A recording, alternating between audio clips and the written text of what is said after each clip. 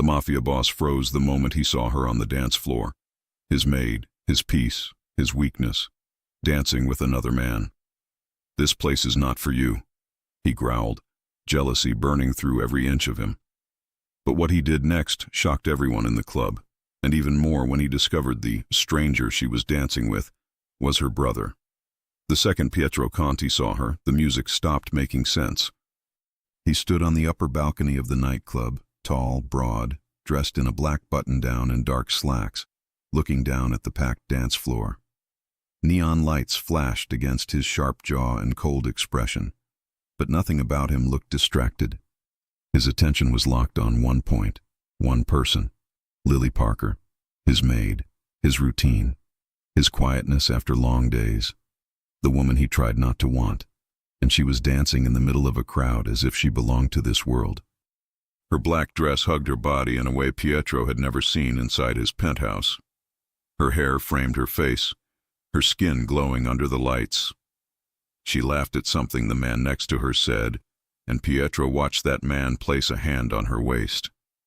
Everything inside Pietro stopped. His bodyguards continued talking, but he didn't hear a word. His eyes narrowed, his chest tightened, and something hot and possessive rose inside him with a speed that startled even him. She was with a man. She came here dressed like that. She came here without telling him. He didn't have the right to expect anything from her. He knew that. But knowing didn't change the way jealousy surged through him like a punch. "Boss, they're waiting for you in the VIP room," one of his men said. Pietro didn't answer. He was already walking down the stairs. The club was packed, bodies moving, lights strobing, bass shaking the floor. Yet the crowd parted without a word as Pietro crossed the dance floor, his presence unmistakable even in a place full of loud music and alcohol. People recognized him. People moved out of his way, but Lily didn't see him coming. She was still dancing, still laughing, still letting that man hold her like he had any right to touch her. Pietro reached them in 3 long steps, his hand closing around Lily's wrist before he even realized he'd done it. She gasped and turned, eyes widening. "Pietro?" she breathed, shocked. "What are you doing here?" "What am I doing here?" he repeated, voice low and angry. "What are you doing here dressed like that?" The man beside her stepped forward. Pietro's bodyguards tensed. Pietro didn't care about any of them. He was focused only on Lily's face, her flushed cheeks, her chest rising fast from dancing. "This place is not for you," Pietro said. Every word was tight, jealous, and impossible to hide. "You don't belong here with strangers putting their hands on you." Lily pulled her wrist from his grip, her chin lifting. "Excuse me, I'm off work. I can go wherever I want. You think this is safe? You think I'm going to let you stay here with people you don't even—" "Let me?" she snapped. "You're not my father, or my boyfriend." That last word hit him harder than the music. People around them began to notice the tension. Phones came out. Someone whispered Pietro's name in surprise. The lights flashed again, and suddenly he felt exposed, as if the entire room was watching him lose control over a woman who had never been his. The man next to Lily stepped between them. "Back off," he said firmly.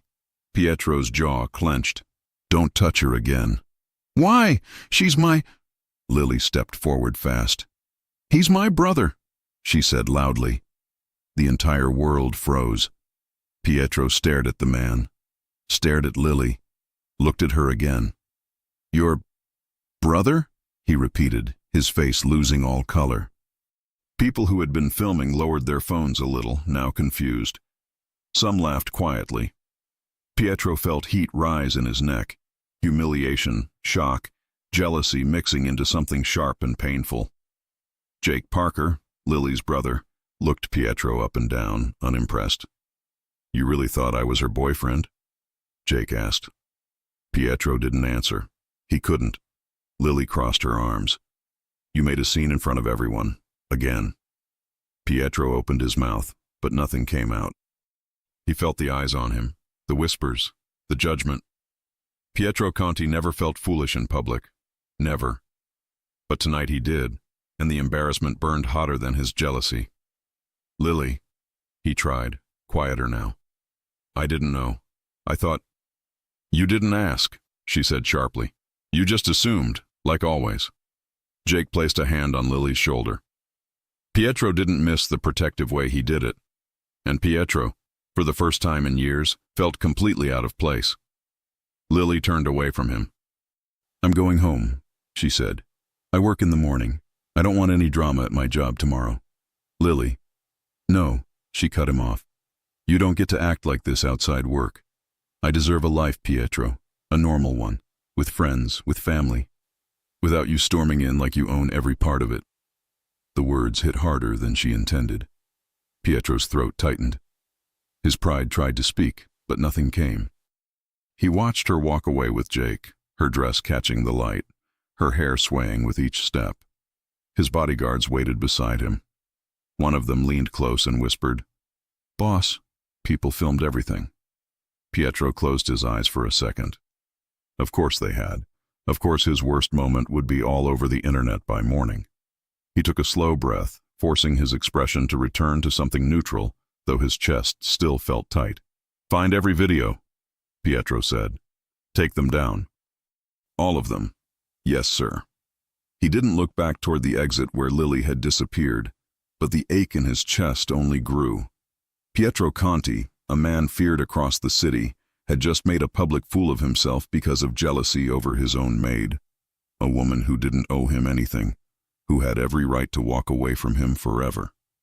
He left the club with heavy steps, the air cold against his heated skin. Outside, one of his men opened the car door for him. Pietro paused before entering, staring at the ground, swallowing the pride he had built his entire life on. Tomorrow, she would walk into his penthouse for work, and she would look at him differently. She would remember tonight. She would remember the jealousy, the humiliation, the way he grabbed her wrist, the way he shouted at her, the way he almost hit her brother. Pietro sat in the car, leaned his head back, and closed his eyes. He whispered to himself, I fix this tomorrow. Whatever it takes. The car door shut. The city lights passed by the windows as the car drove away, but Pietro didn't see any of them. He saw only Lily, her eyes, her hurt, her disappointment, and the knowledge that he had crossed a line he could never cross again. But could he fix it? Or had he just ruined the one thing he never meant to ruin? Lily stared at her reflection in the bathroom mirror and almost did not recognize herself. Dark circles under her eyes, a thin line of tension around her mouth. Her hair was tied back in a simple ponytail, nothing like the styled waves from the night before. She had barely slept. Every time she closed her eyes, she saw Pietro in the middle of the nightclub, his hand on her wrist, his angry face. The way people watched, recorded, laughed. She splashed cold water on her face and forced a slow breath. You need this job, she whispered to herself. You go. You do your work. You set boundaries. That's it. No matter what happened, she was not going to cry in front of him. She put on her simple uniform, a fitted black dress with short sleeves and an apron around her waist, modest and neat. She grabbed her bag, locked the door of her small apartment, and stepped into the chilly morning. The city was awake. Cars passed. People hurried. No one knew that the man whose name ran through the underworld had shouted at her in a crowded club. No one knew she worked in his penthouse. No one knew that. For a few seconds last night, his jealousy had felt sharp enough to cut away the ground under her feet. She took the train as usual. She held the pole, stared at the floor, and tried not to think about what waited at the top of that private elevator. Would he pretend nothing happened? Would he fire her? Would he say she was out of line? By the time she reached his building, her stomach was tight. The marble lobby was quiet. The security guard at the desk gave her a quick nod. Morning, Lily, he said. Morning, she answered. She swiped her badge and walked to the private elevator that went straight up to Pietro Conti's penthouse. The doors closed and soft music played in the background. She pressed her lips together, watching the numbers climb. 19, 20, 21. She adjusted her apron with nervous fingers. When the doors slid open, the familiar space of the penthouse greeted her. High ceilings, floor-to-ceiling windows with a view of the city. Clean lines, neutral colors, expensive furniture arranged in a way that looked effortless. Usually the place made her feel calm, safe. Tonight, it felt like a test. A few other staff members were already there, moving quietly. "Hey, Lily," one of the housekeepers whispered. "Rough night?" She forced a little smile. "You have no idea." They exchanged a look that said enough. Lily headed straight to the kitchen. She tied her apron tighter and began her routine, checking the fridge, taking out ingredients, filling the large coffee machine with fresh beans. Her hands moved automatically. Eggs, bread, fresh fruit, bacon, orange juice. Her mind was not automatic at all. She kept hearing his voice from the club. "This place is not for you. You don't belong here dressed like that." Her jaw tensed. She heard footsteps before she saw him. The movement in the hallway changed. Conversations dropped to whispers. The house seemed to register his presence in a quiet way. Pietro Conti was awake. Lily's heart sped up. She kept her back to the doorway and focused on the pan.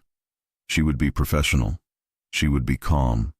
She would not bring up last night. If he wanted to talk, he could come to her. "Lily," his voice came from the doorway. She froze. Slowly, she turned around. Pietro stood there in dark slacks and a white dress shirt, sleeves rolled up to his forearms. No tie, top button undone. His hair was slightly messy, as if he had run his hand through it several times. His eyes were tired. He looked at her like she was the only person in the room. "Good morning, Mr. Conti," she said, tone formal. He flinched just a little at the title. "I need to talk to you," he said. His voice was lower than usual, less cold. "In my office." Her fingers tightened around the spatula. "I have breakfast to finish." "I already told Rosa to handle it," he said. "Please."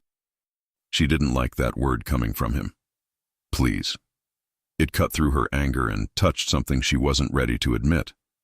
Lily glanced at the older cook, who gave her a quick nod. "Go," Rosa whispered. "I've got this." Lily wiped her hands on a towel and followed Pietro down the hall. Each step echoed inside her chest. Her eyes focused on the back of his shirt, on the tense line of his shoulders. He opened the door to his office and stood aside so she could enter first. She stepped in. The office was spacious, but not overwhelming. A large desk, shelves with files and a few personal objects, a bar cart in the corner, a leather couch along one wall. Pietro closed the door behind them. Lily stayed near the middle of the room, arms crossed over her chest, trying to protect herself from whatever was coming. "If you're going to fire me," she said before he could start, "just say it quickly. I don't want a long speech." His eyes widened slightly. "Fire you?" he repeated. "That is the last thing I want to do." "Are you sure?" she shot back. "Because yesterday it looked like you hated the idea of me breathing in the same building as anyone else." He inhaled slowly. "You're right," he said. That was not the answer she expected. She blinked. "What?" "You're right," he repeated. "About last night. About how I acted. About everything you said." She stared at him in disbelief. "I lost control," he said. "I made assumptions that were not mine to make. I spoke to you in a way that was disrespectful and cruel." The word seemed hard for him to say. "I embarrassed you. I embarrassed myself. And I humiliated your brother, who did nothing wrong." She swallowed. He held her gaze, not hiding, not dodging. "I came here to work," she said, voice softer but still guarded. "Not to be dragged through a club like I'm someone you own." He closed his eyes for a second. "I know." Silence stretched between them, thick but not empty. "I'm sorry, Lily," he said. She almost asked him to repeat it. She had never heard those words from him before. Not to anyone. "I'm not good at this," he went on, apologizing, admitting I was wrong. "But last night I crossed a line. You didn't deserve that." His hands were loose at his sides, not clenched like they usually were when something irritated him. He looked human. Not the untouchable Mafia boss the city whispered about. Just a man who knew he had gone too far. Lily's anger did not vanish, but it shifted. "You didn't just humiliate me," she said slowly. "There were people filming. My brother saw the way you grabbed me. Everyone saw how you spoke to me. That doesn't disappear in one morning because you say you're sorry." He nodded. "I know. That's why I already started fixing it." She frowned. "Fixing what?" "The videos," he said. "My people are taking them down. Any account that posted the scene will receive a visit or a call or an offer they will not refuse. It may take time, but I won't stop until every video is gone." She stared. "You're serious?" she asked. "Yes." She pressed her lips together, trying not to show how much that effort meant to her. "This is not about my reputation," he added. "It's about yours. You work here. I don't want anyone turning your name into some joke online because of my stupidity." Her eyes burned for a second, but she blinked it away. "Why do you care so much?" she asked. "I'm your maid." His jaw flexed. "You're not just my maid," he said, voice low. Her heart skipped once. He took a step closer, careful, slow, as if he didn't want to corner her. "You are the person who keeps this place running," he said. "You are the first face I see most mornings, and the last one before I shut my eyes at night. You know how I take my coffee without me telling you. You notice when I'm 10 minutes late, and you save my dinner so it doesn't get cold. You turn off the lights when I fall asleep on the couch with my files open. You listen when I say nothing." He swallowed. "So no," he said. "You are not just my maid." Her chest tightened. She stepped back half a step, needing space from the intensity in his eyes. "You still don't get to control what I do outside work," she said, even though her voice was softer now. "I decide where I go. I decide what I wear. You had no right to talk to me like that." "I know," he said again. "That's why I'm standing here now, not as your boss, as a man who knows he hurt you and is asking for a chance to make it right." His honesty was disarming. Lily let her arms drop slowly. "I felt so small last night," she admitted, surprising herself with the confession. "You walked in, and it was like everything about my night, everything about my life, suddenly belonged to you. People stared at me like I had done something wrong just for dancing, for smiling, for being a woman in a dress." A flicker of pain crossed his face. "I never wanted to make you feel small," he said. "I only saw red. I saw some man's hands on you and my mind stopped working." "Jake is my brother," she reminded him. "Yes," he said, "and he was right to stand between us." She remembered the moment Pietro almost hit Jake, the tension in his shoulders, the fury in his eyes. It made her stomach twist a little to replay it. "He thought I was your boyfriend," Jake had told her later, half amused, half annoyed. "That guy is crazy about you." She pushed that thought away. "There is a line," she said, "between caring and controlling. What you did last night crossed that line." "I know," he said quietly. His shoulders lowered slightly, as if he was putting down something heavy. "What do you want from me, Lily?" he asked. "Tell me. If you want to leave this job, I'll understand. I'll make sure you get a recommendation, help you find another place, another apartment, anything." She stared at him, startled. "Why?" she asked. "Because I'm not going to keep you here if you feel unsafe around me," he said. "I refuse to be the reason you're afraid to walk into your own workplace." Her throat tightened again, this time for a different reason. She thought about her rent, about her brother's occasional jobs, about how this job gave her stability she had never had before. She thought about the way Pietro had looked at her in the kitchen when she brought him late-night tea, the way his eyes softened when she laughed, the way he always made sure she was driven home safely when she stayed late. "I don't want to leave," she said finally. His eyes flicked up to hers fast. "You don't?" "No," she said. "But I need clear boundaries. I need to know that you understand that my life belongs to me. My body belongs to me. My nights off belong to me. You can't show up in a club and pull me around like you bought every hour of my existence." He nodded slowly. "Then that's what we do," he said. "We create boundaries. It sounded strange coming from him. Pietro Conti, talking about boundaries. "I will never touch you like that again without your permission," he said. "I will never speak to you that way in public again, or in private. If I have a problem, I'll talk to you. Not shout at you like a drunk idiot in front of strangers." Heat crawled up her neck.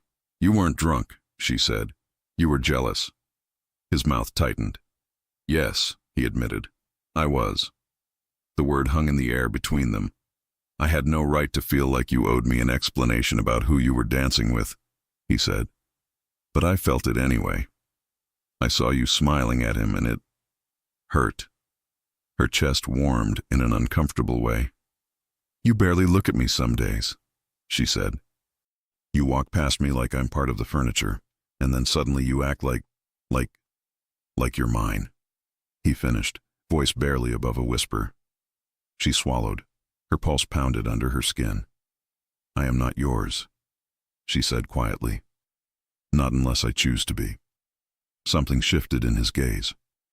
"Then I'll give you reasons to choose me," he said. The words came out low and steady, not arrogant, not demanding. Just a promise.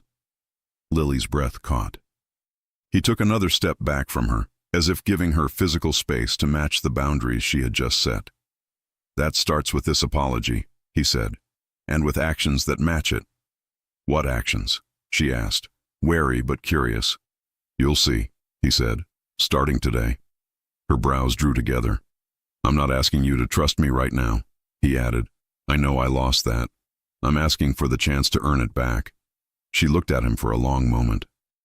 She saw the dark circles under his eyes, the tension in his jaw, the sincerity in his expression. For a man used to control and power, this level of humility did not come easily. She could see that. "Fine," she said slowly. "You get one chance." A brief, almost relieved breath left his chest. "One," she repeated. "You blow it, I'm done. I don't care how much you pay me. I'll walk out and I won't look back." "I understand," he said. "You deserve that." Silence settled between them again, but this time it was less sharp. "I should go help with breakfast," she said. "People will start waking up." He nodded and moved to open the door for her. As she passed him, his hand brushed her arm by accident. They both froze at the contact. It was light, casual, but her skin reacted like it remembered every time his eyes had lingered on her in the past few months. "Sorry," he murmured. "It's fine," she said quickly, pulling away. She left the office and walked down the hall, heart pounding in a new rhythm. The morning unfolded in subtle shifts. Rosa tried to take over most of the heavier tasks, despite Lily's protests. "Orders from the boss?" she said with a little smile. "He said you do too much." One of the younger cleaners came to help Lily in the dining room without being asked. "Mr. Conti told me to," she explained. "Said you shouldn't handle everything alone today." Lily tried not to look toward Pietro's office, but her eyes drifted there more than once. He did not shout once. He did not bark orders. He asked, calmly. He even came to the kitchen after breakfast was served, took a mug, and poured his own coffee instead of waiting for her to bring it. Rosa raised her brows when he did it. "Good morning," he said to the staff. They mumbled greetings, all slightly confused. His gaze found Lily. "Can I talk to you for a second?" he asked. She hesitated, then nodded. They stepped just outside the kitchen, near the hallway wall. He did not corner her. He gave her space. "I spoke to Jake," he said. Her eyes widened. "What?" "This morning," he continued. "I asked one of my men to bring him to a cafe near his place. I wanted to apologize in person." Lily stared at him, speechless. "I told him I was wrong," Pietro said. "That I overreacted. That I shouldn't have raised my hand or my voice. I thanked him for looking out for you. I also told him that if anyone ever bothers him because of me, I'll handle it." Her throat tightened again. "What did he say?" she asked. "He said I'm lucky you didn't throw a drink in my face," Pietro replied, a faint corner of his mouth lifting. She huffed, almost a laugh. "That sounds like him," she said quietly. "He also said something else," Pietro added. "What?" He said you've been hurt before, Pietro said, by men who didn't respect you. He told me that if I ever treat you like they did, he'll be the one I have to answer to. Not with fists, with what he called public humiliation. Lily covered her mouth for a second, half horrified, half moved. He really said that? She asked. Yes, Pietro answered, and he was right. Emotion swelled inside her chest. I gave him my word, Pietro said. I'm giving you the same one. She looked up at him. His eyes were steady, no sign of mockery or games. Okay, she said softly. Thank you. He nodded once. I'll stop bothering you now, he said. I know you have work to do. He walked away, leaving a strange warmth behind him. The rest of the day passed in a new rhythm. He kept his distance physically but not emotionally. He asked if she needed anything. He checked if her shift was too long.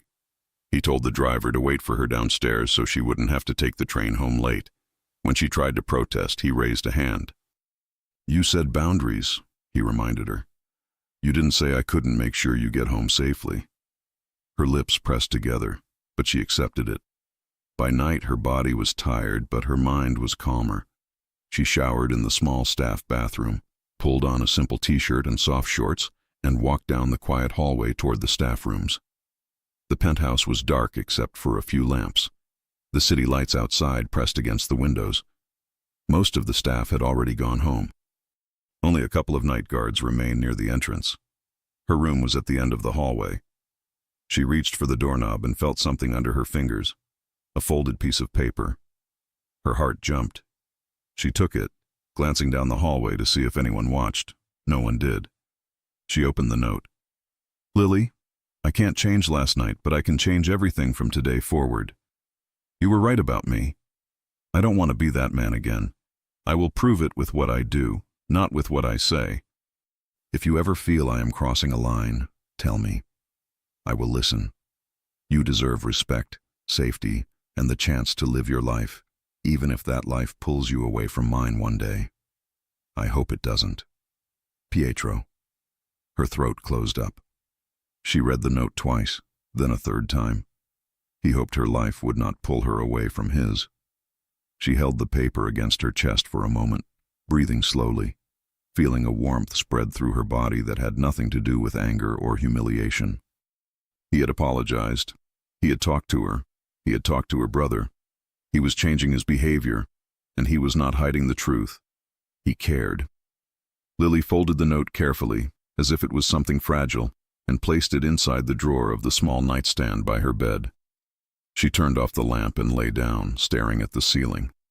For the first time since the nightclub, she closed her eyes and did not see his angry face.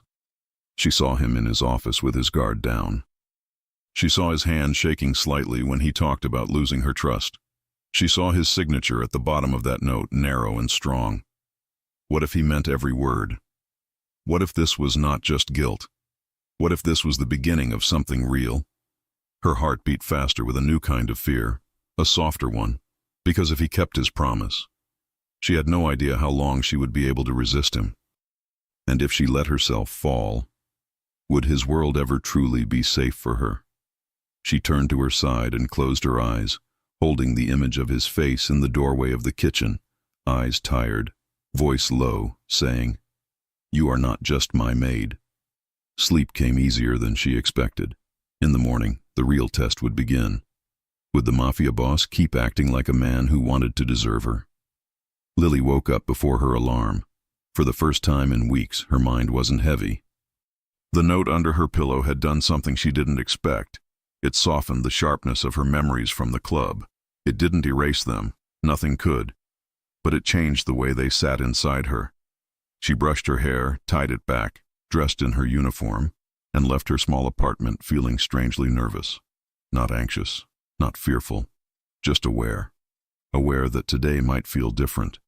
Aware that he promised actions, not words. Aware that part of her wanted to see if he meant it.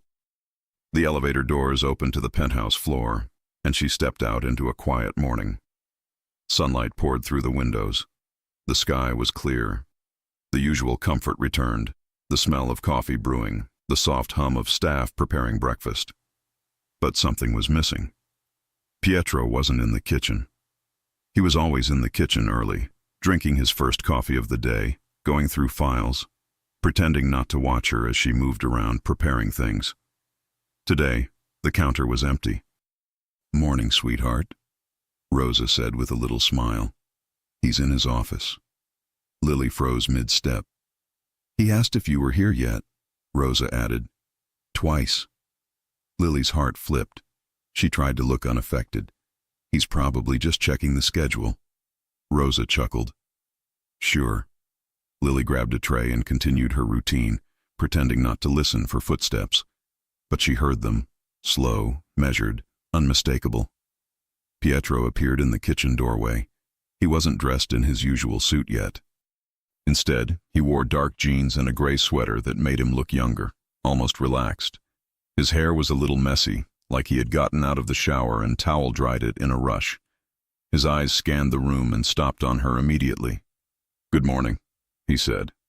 Lily swallowed. "Morning, Mr. Conti." "Pietro," he corrected softly. She hesitated. He didn't push it. He stepped inside and leaned his hip against the counter, not blocking her, not commanding space like the day before. Just standing close enough that she felt the warmth of his presence. "I didn't want to interrupt you," he said quietly. "I know mornings are busy."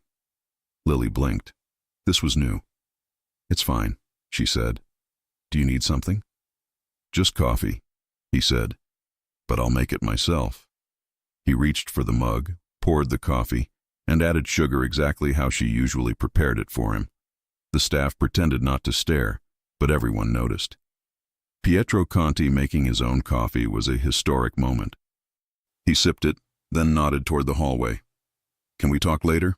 he asked. "Only if you want to." Lily wiped her hands on a towel.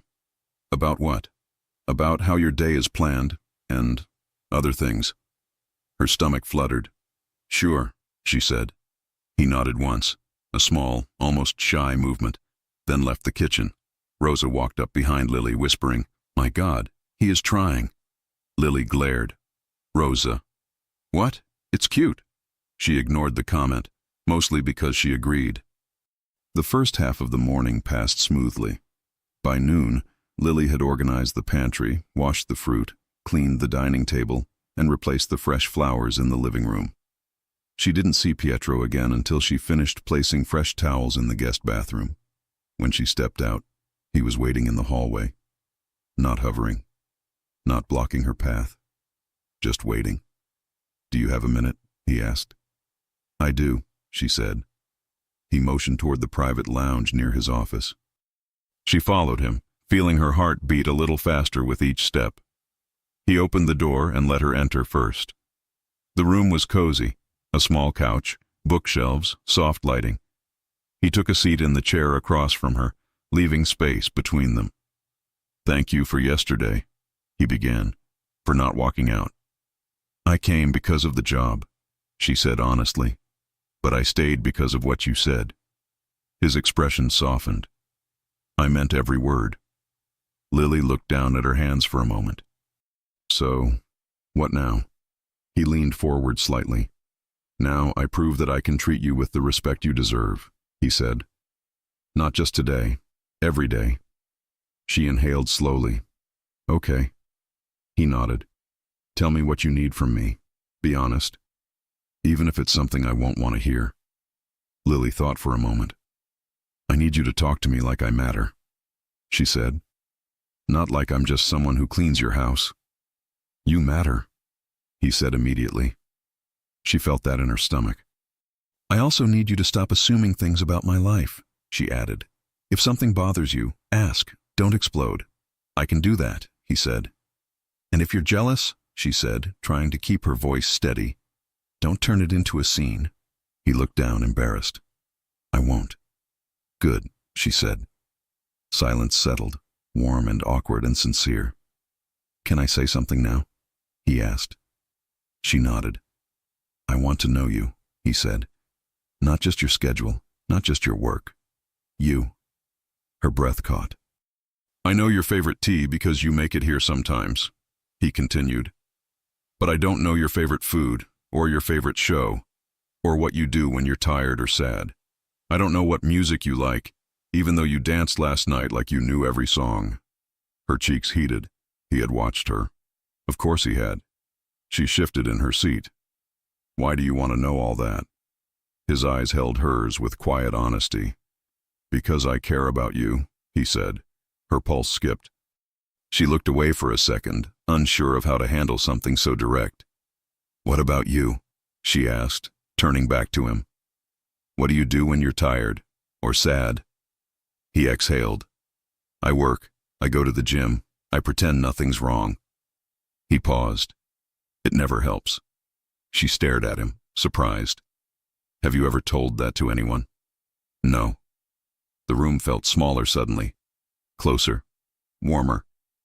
"You don't have to pretend around me," she said. The way he looked at her right then, as if she had said something no one ever said to him, made her chest tighten. A knock on the door broke the moment. "Boss?" one of his men called. Pietro cleared his throat. "Yes?" "Delivery for you, and a message from Ryan." "I'll be right there," Pietro said. He stood, but didn't move toward the door yet. He looked at her again. "Thank you for talking to me," he said. Lily smiled. "Thank you for listening." He left the room, and Lily let herself breathe again. An hour later, she was dusting the shelves in the living room when she heard Pietro call her name. "Lily?" She turned. He was standing near the entryway, holding a small box wrapped in simple white paper. "This is for you," he said. She blinked. "For me?" He handed the box to her gently, as if he was afraid she would drop it. "It's not expensive or anything," he said quickly. "I just saw it this morning and thought—" He stopped, frustrated. "I thought you might like it." She opened the box slowly. Inside was a mug, a simple, elegant mug, with her name engraved on it in small gold letters. Lily. Her breath hitched. "You drink tea every night," he said quietly. "And the staff mugs are old. You deserve your own." She stared at the mug, then at him. "It's beautiful," she whispered. "I'm glad you like it." She did more than like it. She felt something bloom in her chest, something warm, something she tried not to name. "Thank you," she said softly. He rubbed the back of his neck, looking almost shy. "I know it's small, but I'm trying. I want you to see that." "I do," she said. "I really do." His shoulders relaxed slightly. Rosa peeked around the corner, eyes wide, mouthing, "Oh my God." Lily glared at her, but Pietro didn't notice. "Would you like to have dinner tonight?" he asked suddenly. "Here, not formal, just food, talking, if you're comfortable." Her heart jumped. "Dinner?" she repeated. "Yes." "Only if you want to." She hesitated, not because she didn't want to, but because she needed to protect her heart. "Dinner is fine," she said, "but only if it's casual." He nodded. "Casual, I promise." Dinner was nothing like she expected. He didn't call a chef. He didn't set the table with silverware and wine glasses. He didn't turn it into a performance. He ordered takeout. Pizza. And not from an overpriced place either. From a small pizzeria down the street, he said reminded him of his childhood. They sat at the kitchen island, 2 plates, 2 slices of pizza, soft music playing in the background. "This feels strange," she admitted with a small laugh. "Good strange?" he asked. "Yes," she said. They talked. About childhood, about movies, about fears, about silly things they liked. He told her that he used to sneak into his father's office as a boy, but was always caught because he walked too loudly. She told him she used to hide candy under her bed and Jake always stole it. He listened without interrupting. She watched him soften with every story he shared. At one point, she wiped sauce from her lip, and his eyes followed the movement before he looked down quickly. Her stomach flipped. After dinner, they walked onto the balcony. The night was cool, the view bright with city lights. He leaned on the railing beside her, hands relaxed. "Do you like it here?" he asked. "In this job, in this house." She looked out at the skyline. "I like the stability, and the staff is wonderful, and—" She paused. I feel safe here. Most of the time. He nodded slowly. I want it to be always. The words hung in the air. They were close. Their shoulders almost touched, their hands only inches apart. Pietro looked at her, his voice low. Lily, I'm trying not to cross lines. But if I ever do... She shook her head. You're doing better. I see that. His throat moved as he swallowed. Her breath warmed the air between them. For a second, one long, suspended second, Pietro leaned just slightly closer. His eyes dropped to her mouth. Her heart hammered, but then he stepped back, jaw tightening. Not tonight, he said quietly. I don't want to rush anything. I want to earn this. He walked toward the door. Lily stood still, pulse racing. She touched her fingertips to her lips, feeling heat there even without a kiss. As he reached the doorway, he turned back. Jake messaged me, Pietro said. He wants to cook dinner for you soon. I told him I'd stay out of the way that night. She blinked. You did? Yes. He cares about you. I respect that. Her chest tightened with something soft and tender. I'll let you rest, he said. Good night, Lily. Good night, Pietro. He disappeared inside. Lily remained on the balcony for a few minutes, letting the cool air calm her racing pulse. She had expected him to try to kiss her. Maybe part of her wanted him to. But the fact that he didn't, that he stopped himself, made something deeper settle inside her. Respect, control, effort. The very things she asked for. She walked to her room and closed the door behind her. But before she lay down, she opened her drawer and looked at the note he had written the night before. Then she looked at the mug with her name on it. He was trying. And she was beginning to feel something she wasn't sure she was ready to acknowledge. But if he kept this up, if he kept being gentle, patient, attentive, if he kept showing her she mattered, how long would she be able to keep her heart from opening? She lay down slowly, closing her eyes. Tomorrow would bring more answers. But another question lingered in her mind as she drifted to sleep. If he was already changing this much, what would Pietro Conti do next to win her completely? The next days felt different in a way Lily could not ignore. Nothing dramatic happened. No big speeches. No sudden gestures that looked like they came out of a movie. Instead, there were small, steady changes that made her notice Pietro even more. He asked how she slept. He checked if she had already eaten before he sat down for breakfast. He stopped raising his voice at staff and started asking for things in a calm tone. He still carried the weight of his world on his shoulders, but he did not throw that weight at her anymore. On the third morning after their pizza dinner, Lily was arranging fresh flowers in a vase on the dining table when she heard his footsteps behind her. Lily, Pietro said. She straightened and turned around. He was in a dark blue suit, perfectly fitted, white shirt, no tie yet. His hair was styled, his jaw freshly shaved. He looked ready for something important. Good morning, she said. Good morning, he replied. His eyes flicked to the flowers. You always pick the right ones. She gave a small smile. Rosa chooses the colors. I just make them stand straight. You make everything here stand straight, he said, including me. Her cheeks warmed at the quiet compliment. He cleared his throat. I need to ask you something. Her stomach tightened. Is everything okay? Yes, he said. Better than before, actually. I have an event tonight. A formal one. I have to go. It is at a hotel downtown. She nodded. Do you need me to prepare anything before you go? Clothes? Schedule? Something for when you return? He shook his head. No, that is not what I want. He took a breath. I want you to come with me. She froze, fingers still resting on the flower stems. Come with you? She repeated. Yes, he said. As my guest. Her heart jumped hard.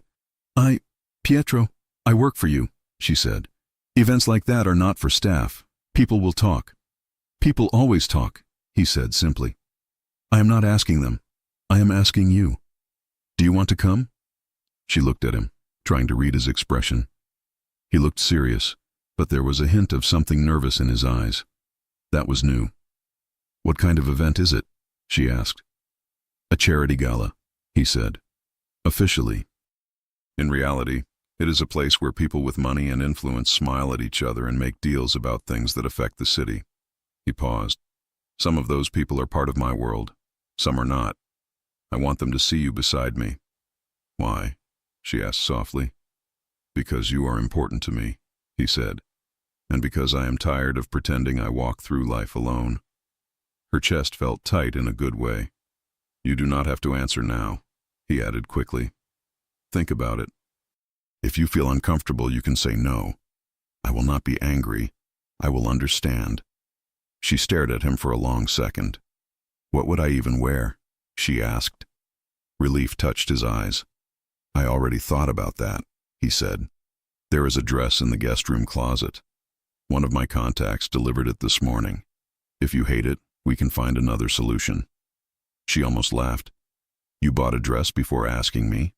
"I bought a dress hoping you would say yes," he corrected. "If you say no, I will send it back." He looked at her with quiet patience. The Lily from a few weeks ago would have said no without thinking. She would have been afraid of being out of place, afraid of the judgment, afraid of what standing next to a man like Pietro in public would mean. The Lily from now remembered his apology, his note, his steady effort every day. "Okay," she said. His eyes widened slightly. "Okay." "I will go," she said. "As your guest." Slow relief and something warmer spread across his face. "Thank you," he said. She took a breath. "There is one condition." "Name it." "You do not control how I talk, how I smile, who I greet," she said. "You can warn me about someone if you feel they are dangerous. But you do not get to bark at me across the room because you do not like the way someone looks at me." He nodded at once. "Agreed." Her shoulders relaxed. "And if I feel overwhelmed," she added, "we leave. No questions." "We leave," he confirmed. She straightened the last flower, trying to calm her racing pulse. "What time do we leave?" she asked. "The car will pick us up at 7, he said. "If you want, the stylist can help you at 5. Hair, makeup, whatever you are comfortable with." "A stylist?" she repeated. He pressed his lips together. "Too much?" She hesitated, then shook her head. "No, just new. If you do not like anything they do, you tell them to change it," he said. "You are in charge of how you look, not them, not me." Her heart softened again. "Okay," she said quietly. "Then I will be ready at 5. He allowed himself a small smile. "I cannot wait to see you." He walked away before she could answer. At 5 o'clock sharp, Lily walked into the guest room and stopped. There were people in there, a woman with a tablet, a man with a makeup case, another woman with a set of tools for hair. They all turned to her with friendly smiles. "You must be Lily," the first woman said. "I'm Natalie. He told us you might run away unless we were very nice." Lily blinked. "He said that?" "Oh yes," Natalie said with a laugh.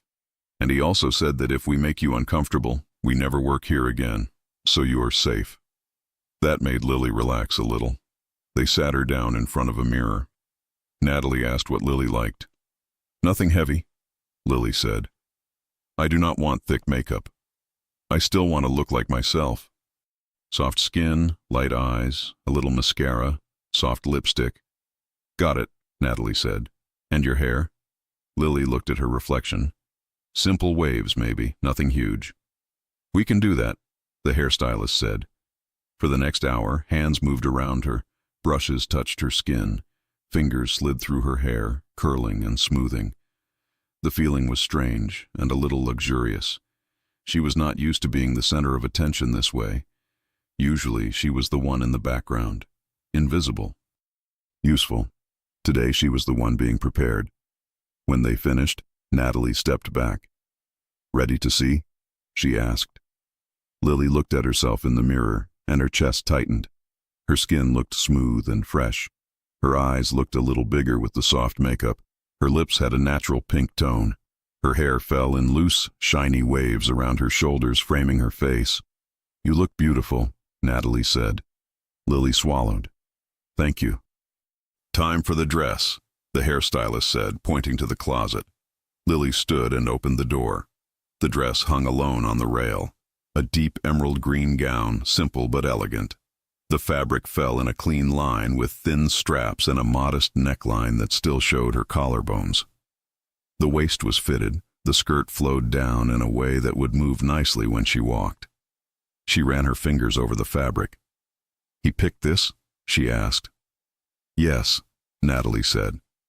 He was very clear he did not want anything too revealing. He said you should feel comfortable, not exposed. Something warm spread in Lily's chest. She changed behind the screen, then stepped out. The room fell quiet. Lily looked at her reflection. The dress fit perfectly. The color made her eyes stand out. Her shoulders looked smooth, her shape defined but not forced. She did not feel like someone else. She felt like the same person, just more polished. Natalie smiled. "He is going to stop breathing when he sees you." Lily's stomach flipped. "I will send a text," Natalie said. "He is waiting in the hall." Lily took a deep breath, smoothed her hands down the sides of her dress, and tried not to think about the way her heart pounded. There was a soft knock on the door. "Come in," Natalie called. The door opened. Pietro stepped inside and then stopped. For a moment, he did not move. He wore a black suit with a crisp white shirt and a dark tie. His hair was neatly styled, his jaw strong, his posture straight. He looked every inch the powerful man the city whispered about. But his eyes were not cold. They were locked on her with open, stunned honesty. Lily felt her face heat under his gaze. "Say something," she said quietly. His mouth curved just a little. "I am trying to find words," he said. "And that is not something that happens often." Her lips twitched. "You look—" He shook his head once. "You look perfect, Lily." The simple sentence hit deeper than any complicated compliment. "Thank you," she said softly. He stepped closer, slow and careful. He did not reach out to touch her. He just stood close enough that she could smell his clean cologne and feel the warmth from his body. "Are you comfortable?" he asked. "If anything feels wrong, we change it. We do not go." "I am comfortable," she said. "A little nervous." "That makes two of us," he admitted. Natalie pretended to busy herself with her tablet, but Lily could feel the woman smiling behind them. Pietro offered his arm. "Ready?" he asked. She placed her hand on his forearm. The contact sent a small shiver through her. "Yes," she said. The car ride to the hotel was quiet, but not tense. They sat side by side in the back seat. Lily's fingers brushed the fabric of her dress, smoothing out imaginary wrinkles. Pietro watched her discreetly. "If at any point you want to leave," he said, "you just tell me." "I know," she said. "Thank you." He nodded and looked out the window. The city moved around them. Lights, people, cars, normal life. Inside the car, Lily felt like she was headed into a different world altogether. When they arrived at the hotel, the driver stepped out and opened the door. Pietro got out first, then turned and offered his hand to her. She placed her hand in his. The moment her fingers touched his, he closed his grip steady and firm and helped her out of the car. The air was cool, the buzz of voices loud in front of the entrance. People in evening wear walked in and out. There were flashes from cameras near the door, journalists calling names. "Pietro Conti," someone called. He did not slow down. He kept her hand in his as they walked inside, past the crowd, past the curious eyes. He did not drop her hand until they reached the main foyer, where a staff member greeted them and checked their names. "Mr. Conti," the woman said with a polite smile. "Welcome. And this is Lily Parker," he said without hesitation. "She is with me." The woman's eyes flicked to Lily, then back to him. Her professional smile stayed in place. "Welcome, Miss Parker," she said. "The ballroom is this way." They followed the flow of guests into the large room. The ballroom was wide and bright, with crystal chandeliers, round tables covered in white cloths, a stage at the front where a speaker already stood, a live band in one corner playing soft music.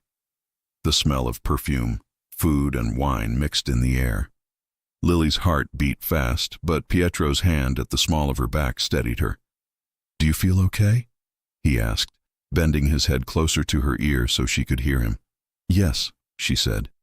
"It is a lot, but I am okay." "If anyone makes you uncomfortable, you tell me," he said. She nodded. They moved through the room slowly. People greeted Pietro with smiles that did not always reach their eyes. Some men reached out to shake his hand. Some women gave him long glances and then looked at Lily with open curiosity. Pietro did not let go of her. "This is new," one older man said with a knowing smile as they passed. "You never bring anyone, Conti." "Times change," Pietro replied calmly. Lily caught the way the man's eyes lingered on her dress, then on Pietro's hand at her back.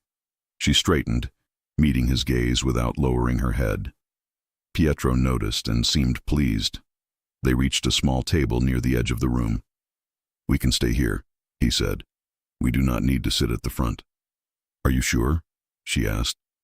"Do you not need to be up there with the important people?" He looked at her. "You are the important person to me." Her chest warmed again. A waiter arrived with champagne flutes. "Sparkling water for her," Pietro said quickly. "And one for me as well." The waiter nodded and changed the glasses, placing sparkling water instead of champagne. Lily smiled faintly. "You do not want to drink?" "I want to remember every second of this," he said simply. Her throat tightened. They listened to the first speech from the stage. It was about charity, funding, helping families in need.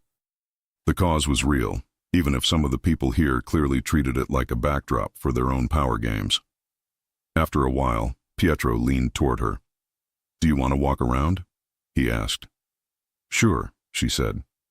They moved through the crowd again. A few people stopped them to talk to Pietro. He introduced her each time, not as staff, not as someone who worked for him. "This is Lily," he said. "She is with me." Some smiles were polite, some were tight. Some held curiosity that was not hostile, just surprised. Then a man stepped in front of them who made the air feel heavier. He was in his 40s, dark hair, expensive suit, a sharp look in his eyes. His smile did not match his eyes. "Conti," he said, "you clean up well." "Marcus," Pietro replied. His tone was calm but firm. "You are still alive. Congratulations." Marcus laughed. "For now." Lily did not like the way Marcus's gaze slid over her, assessing, dismissive and interested at the same time. "And who is this?" Marcus asked. "You never bring dates to these things." "This is Lily Parker," Pietro said. "She is with me." Marcus tilted his head. "With you how?" "The way that is none of your business," Pietro replied. Marcus's smile stretched. "Relax," he said. "I am only curious. Your taste is better than I expected." He looked at Lily. "You have no idea how many stories they tell about him at places like this. You must be very brave." Lily held his gaze. "Or maybe I just know more than stories." Marcus's eyes narrowed for a second, then he chuckled. "She has a spine," he said to Pietro. "You will need that." "I know," Pietro said. Marcus moved a little closer than necessary. "If I were you," Marcus murmured, his eyes still on Lily, "I would not bring someone you care about into this room. Some people here do not respect boundaries." Lily felt a small shiver in her stomach. Pietro stepped subtly in front of her, blocking Marcus's view. "Then maybe those people should stay away from my table," he said. "And from the people at it." Marcus lifted his hands in a mock gesture of peace. "Always so serious," he said. "Enjoy your night, Conti." He walked away. Lily's heartbeat picked up. "Who is he?" she asked quietly. "Someone who likes to test limits," Pietro said. "And someone you do not need to worry about. That is my job." She looked up at him. "You said you would tell me if something was wrong." He exhaled. "He is a man who controls parts of the city I do not like. We disagree on many things. That is all you need to know for now. If there ever is a problem, I will be honest with you." She studied his face. There was tension in his jaw, but his eyes stayed focused on her. "I trust you," she said. Some of the tension eased from his shoulders. "Come," he said. "There is a balcony, less noise." The balcony was quiet and cooler than the ballroom. Soft lights lined the railing. The city spread out below them, a wide view of buildings and streets and moving cars. The sound of the party inside became a distant murmur. Lily rested her hands on the railing. The air felt clean after the heavy perfume and hot lights of the ballroom. "Better?" Pietro asked. "Yes," she said. "Much." He stood beside her, leaving just enough space so she did not feel trapped, but close enough that she felt protected. "You handled him well," Pietro said, referring to Marcus. "I did not say much," she replied. "You said enough," he countered. "You did not lower your head. You did not let him make you feel small. I was proud of you." Her chest warmed. "I was more worried about you," she admitted. "You looked like you wanted to hit him." He gave a short breath that was almost a laugh. "Old habits," he said. "I am trying not to solve everything with my fists." She turned her head slightly toward him. "You are doing well," she said. "I see the effort. I see how you stop yourself and think before you talk. It matters." He looked at her as if her words were more valuable than everything inside the ballroom. "I am learning," he said. "Because of you." Silence settled in, but it was a gentle one. She focused on the view, on the cool air against her skin, on the warmth of his presence at her side. He watched her. "Do you feel out of place here?" he asked. She thought about it. A little, but in the good way. "What does that mean?" he asked. "I am not used to people looking at me and wondering who I am," she said. "Usually they do not look at me at all. Tonight they wonder because I am with you. That feels strange, but I am not ashamed to be here. I do not feel less than anyone." His gaze softened. "You are not less than anyone," he said. "Not here. Not in my house. Not anywhere." She felt that all the way down to her stomach. "You know what I kept thinking inside?" she asked. "What?" "I kept thinking that I was glad you did not act the way you did in the club," she said. "You did not grab me. You did not raise your voice. You did not try to move me around like a piece on a board. You just stayed close." "I promise to be better," he said. "And you are," she said simply. He looked at her mouth for a second, then raised his eyes back to hers. "Lily," he said quietly. Her breathing slowed, deeper, more aware. "I want to kiss you," he admitted. "I have wanted to for weeks. But I do not want you to feel like I am taking something from you." Her heart raced. "You are not," she said. He studied her face. "Are you sure?" "Yes," she said. "If I did not want it, I would tell you." He took a small step closer. His hand moved to her waist, resting there lightly, giving her time to step away. She did not move. Her hands curled slightly on the railing. He leaned in slowly, his eyes on hers. There was no rush, no pressure, just a steady, clear intention. When his lips touched hers, everything inside her sharpened. The kiss was soft at first. His mouth was warm. His breath tasted faintly of mint and water. His hand pressed a little firmer at her waist, pulling her closer. Her hand lifted from the railing and landed on his chest, feeling the solid beat of his heart under the fabric of his suit. He tilted his head and deepened the kiss, still slow, still controlled, giving her space to decide how far to go. She made the decision for both of them when she moved closer and kissed him back with more certainty. He responded with a quiet sound that she felt more than heard, his other hand coming up to rest at the side of her neck, his thumb gently stroking her skin. There was no chaos, no crowd, no raised voices. Only him. Only her. Only the warm, careful way he poured all his building feelings into that first real kiss. When he finally pulled back, it was gradual. He pressed one last, soft kiss to her lips before moving his head away. They stayed close, foreheads almost touching, breathing a little unevenly. "Are you okay?" he asked. She nodded, a small, dazed smile touching her mouth. "Yes." He brushed his thumb along her jaw, slow and reverent. "I do not regret a single second of that," he said. "But if you do, you can tell me." "I do not," she said. "At all." A quiet relief washed over his features. "Good," he said. They stayed on the balcony for a few more minutes, talking in low voices, sharing small details they had never said before.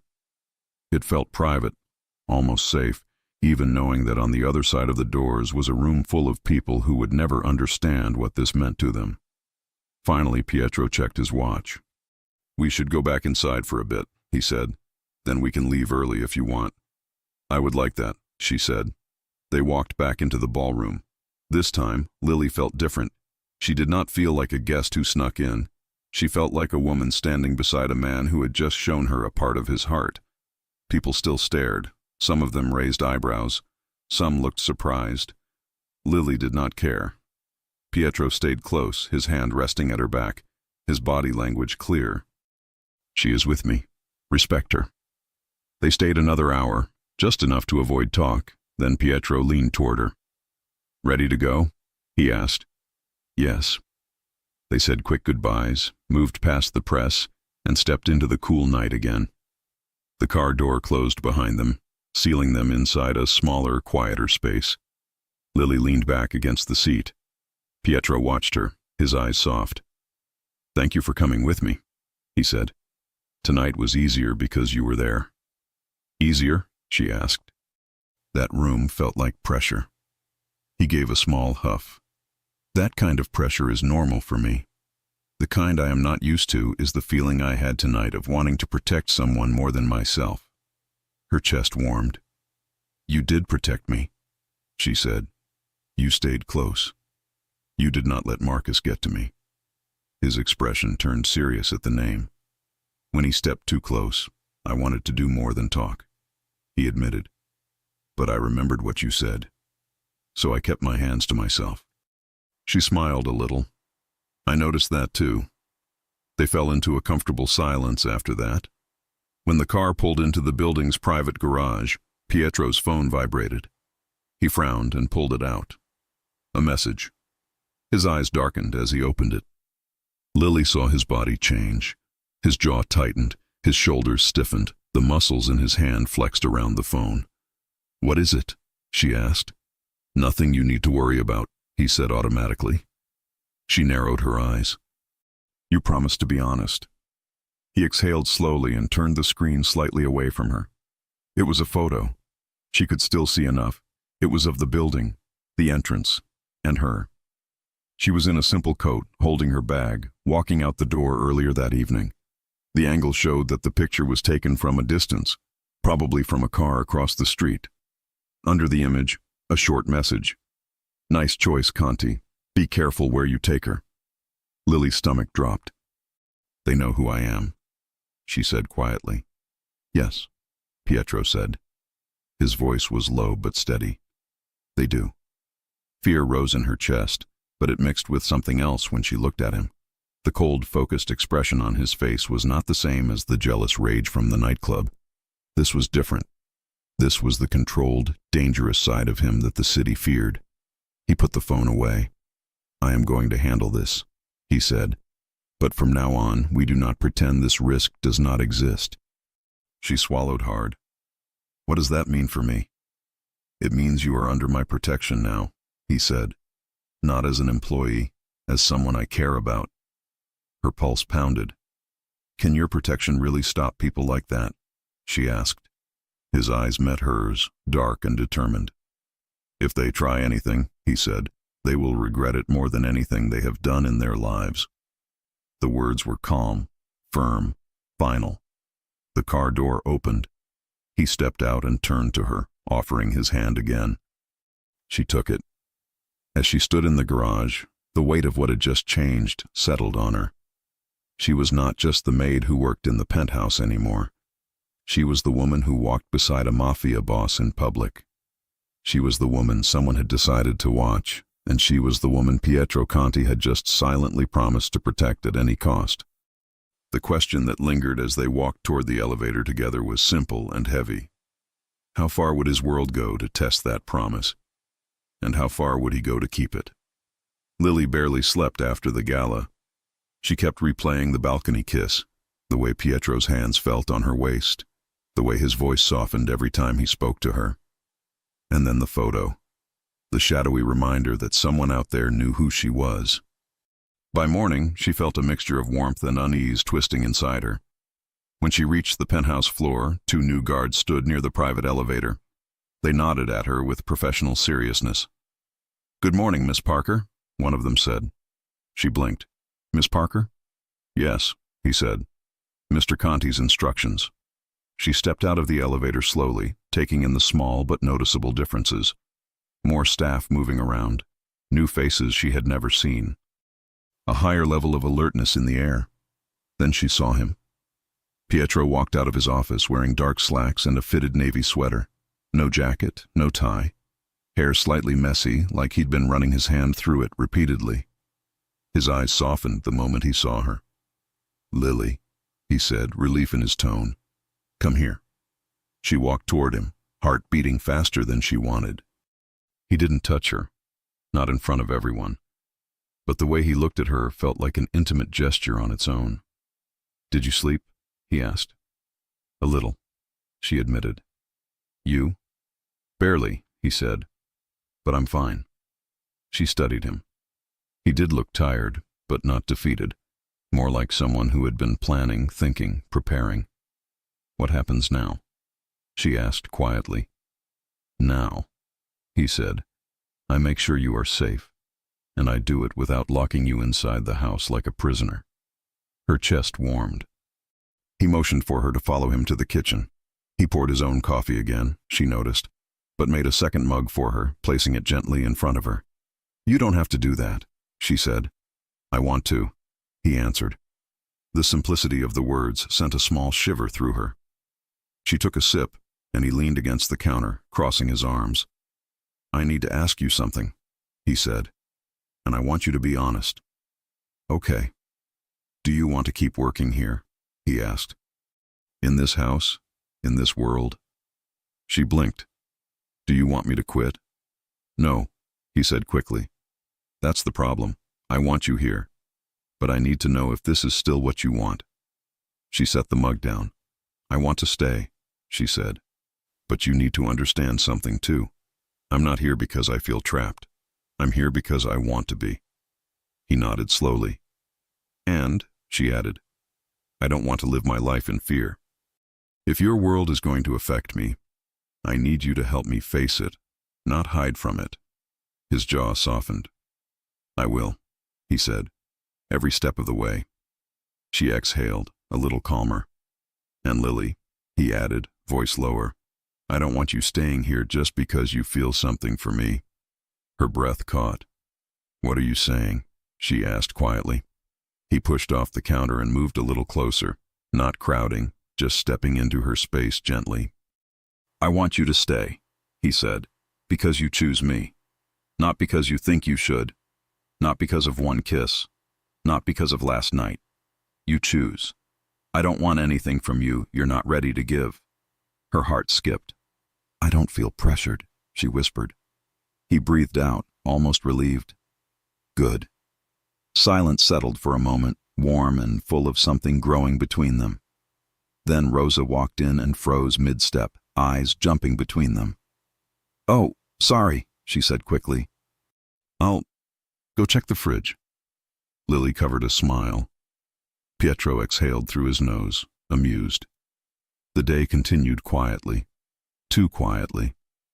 Every time Lily turned a corner, a guard was somewhere in the room, not staring at her, watching entrances, scanning the windows, listening to radios. She knew this was Pietro's doing. At lunchtime, Pietro walked into the kitchen with his phone in hand. "Jake is coming tonight," he said. Her heart jumped. "He is?" "Yes. He said he wants to make dinner for both of you. I told him the kitchen is his for the night." Pietro paused.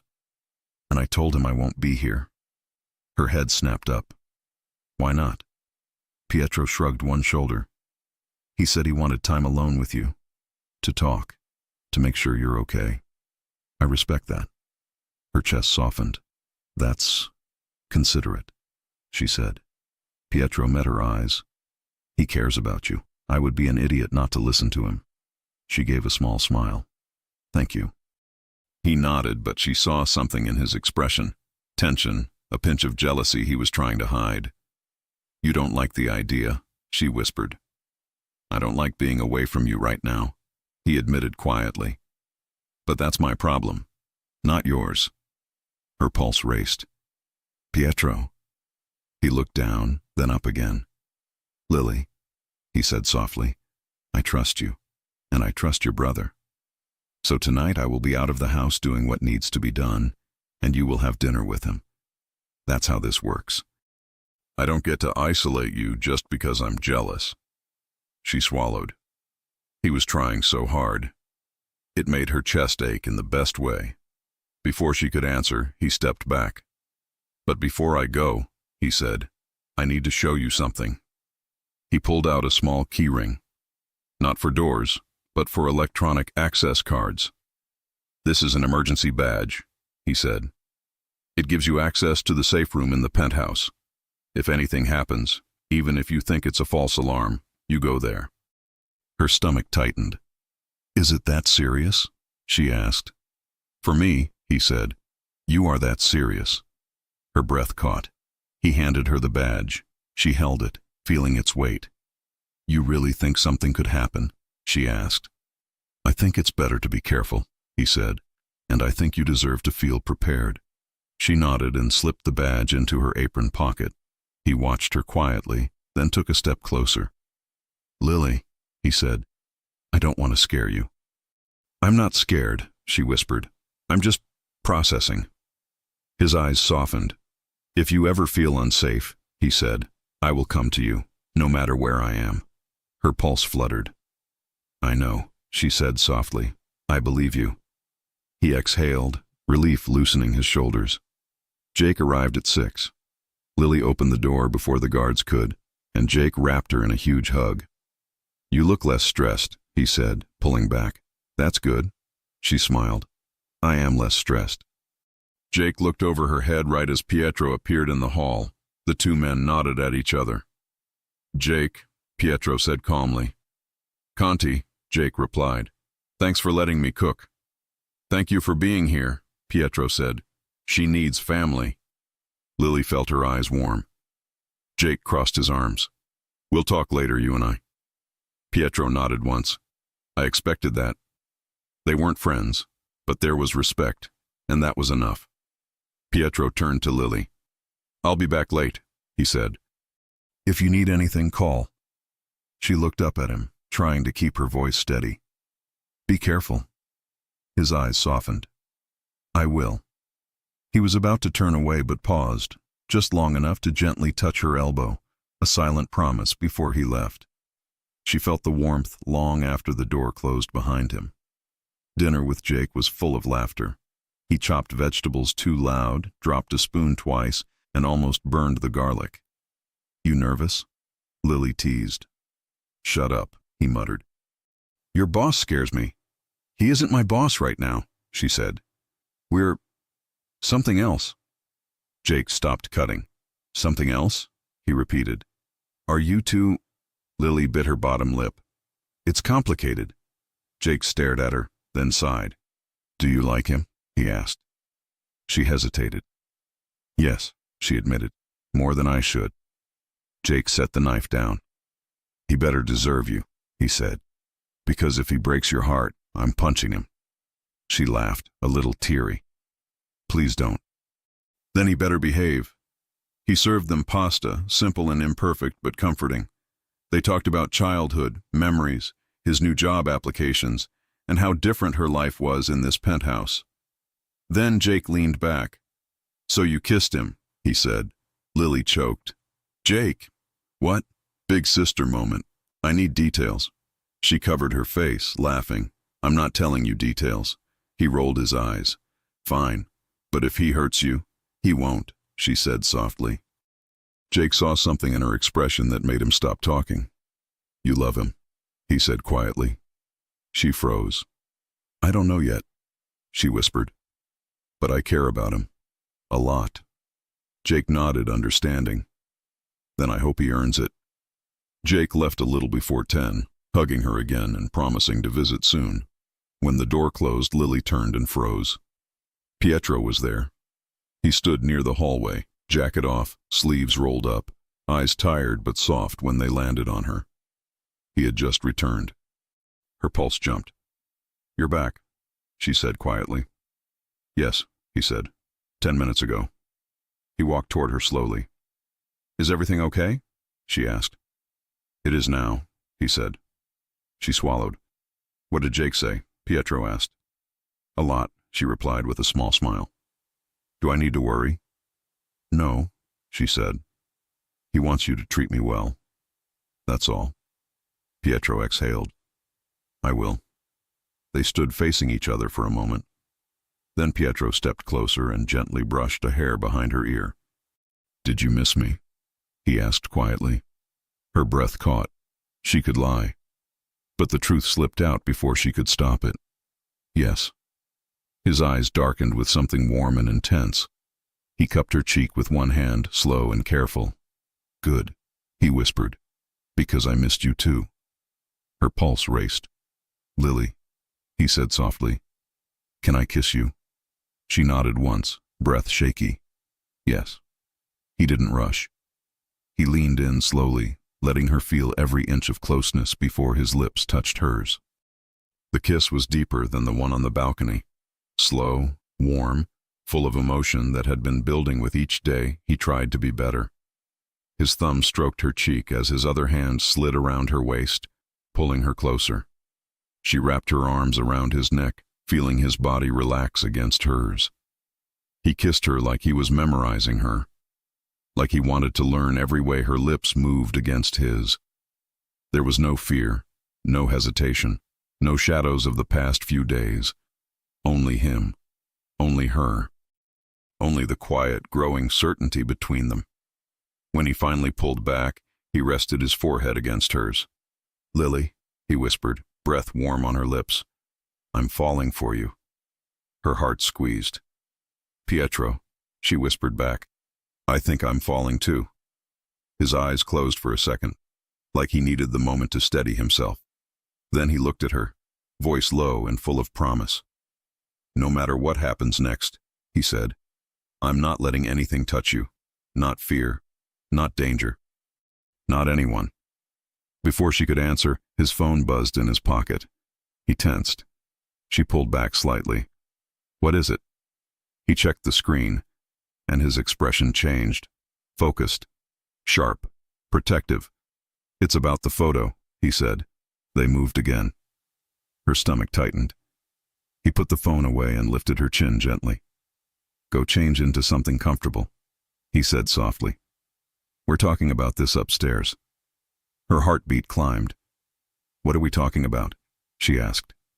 He touched her cheek one last time. "About the next step," he said. "Because tonight something became clear." "What?" He held her gaze, voice steady. "You're not just someone in my house anymore. You're someone in my life. And anyone who wants to get to me knows that now." The question that waited in the air was heavy and unavoidable. How far would this danger go? And how far would Pietro go to protect the woman he was falling in love with? Lily changed into soft leggings and an oversized t-shirt, but her mind was far from relaxed clothes. She walked up the stairs to the second floor of the penthouse, the emergency badge Pietro had given her resting in the pocket of her hoodie. Her fingers touched it again and again, as if to check it was still there. The door to his private office was slightly open. She knocked once. "Come in," he said. She stepped inside. Pietro was standing by the window, city lights behind him, his phone on the desk, his sleeves rolled up, tie gone. There was a tension in his shoulders that hadn't left since the message with her photo. When he turned toward her, his expression softened for a second, as if just seeing her eased something inside him. "Sit," he said gently. motioning to the small couch near his desk. "Please." She sat, tucking one leg under her. He stayed standing for a moment, then came over and sat beside her, turned slightly so he could face her. "Tell me what's going on," she said quietly. "No filters." He took a breath. "The message I got earlier," he began, "was from someone close to Marcus. Not Marcus himself, but one of his people. They wanted me to know that they know who you are, where you live, where you work, where you walk." Her stomach tightened. "Do they want something from you?" she asked. "Yes," he said. "To remind me that if I keep pushing back against their deals, they will stop playing strictly with numbers and start playing with people." Her hands curled into fists on her knees. "And I'm one of those people," she said. He looked straight at her. "You are the main one." Fear rose in her chest, but so did anger. "So what do we do?" she asked. "I'm not running and hiding in another city because some coward took a picture from across the street." His mouth twitched with a hint of approval. "I'm not sending you away," he said. "If you wanted to, I'd help you, but I'm not pushing you out of your own life." "Good," she said. He leaned his elbows on his knees, hands clasped. "I already started changing your routine," he said. "The guards in the lobby, the car that follows you when you leave, the safe routes we planned." She nodded. She had noticed all of that. "What I haven't done," he added, "is ask you how you feel about it." She blinked. "You think I'm not scared?" "I think you're stronger than most people I know," he said. "But I don't want your strength to be the only thing holding you together." His voice was softer now. "Tell me," he said. "What are you feeling?" No one ever asked her that like this, not waiting for a quick "I'm fine," but asking for the real answer. "I feel exposed," she admitted. "Before I was a face in the crowd. Now I know someone could be watching me when I think I'm alone. At the train station, on the sidewalk, coming home." His jaw tightened. "I hate that idea," she continued. "I hate that they went after me instead of facing you." "They went after you because of me," he said quietly. "Yes," she said. "But I also feel protected. Because they sent a message, and you didn't pretend it was nothing. You took it seriously. You changed things. You told me the truth." He looked at her with something close to gratitude. "And I feel one more thing," she added, voice even softer. "I feel like I'm part of your life now. Not just your staff. Not just your maid. The kind of person your enemies watch." His expression shifted at that. "You are part of my life," he said. "The most important part." Her chest tightened. "Then we deal with this," she said. "Together." He stared at her for a moment. "I don't know what I did to deserve you," he said quietly. "But I'm not losing you." She took his hand, lacing her fingers with his. "You're not," she said, "unless you push me away yourself. And I don't see you doing that." He squeezed her hand, then released it slowly. "There's one more thing," he said. "I need you to be prepared if something happens when I'm not here." She swallowed. "Prepared how?" He stood and held out a hand to her. "Come," he said. "I'll show you." She took his hand and stood. He led her out of the office, down the hall, to a door she had always assumed was a storage closet. He held a small card to a hidden panel. The door unlocked with a soft click. Inside, the room was small but solid. No windows, reinforced walls, a screen on the wall, a secure phone, a small couch, water, first aid kit. "This is the safe room," he said. "If anything feels wrong, alarm, shouting, unknown faces at the door, you come here. You swipe your badge. The door locks from the inside. No one gets in unless you open it." Her throat tightened as she stepped in. "It feels strange to see this," she said. "I always knew you lived with risk, but seeing the kind of room you need, it exists so you don't have to be brave in the wrong way," he said. "Sometimes strength is running to the right place, not trying to fight." She nodded, eyes on the screen. "Will you see me from here?" she asked. "Yes," he said. "There are cameras in the main entries. If you're in here, I will know. My men will know." And if you're gone? She asked. He stepped closer. If I'm gone physically, he said, I'll still get alerts. You won't be alone, Lily. Not for a second. She looked up at him. The seriousness in his eyes, the way his voice stayed steady, calmed her more than the room itself. Okay, she said.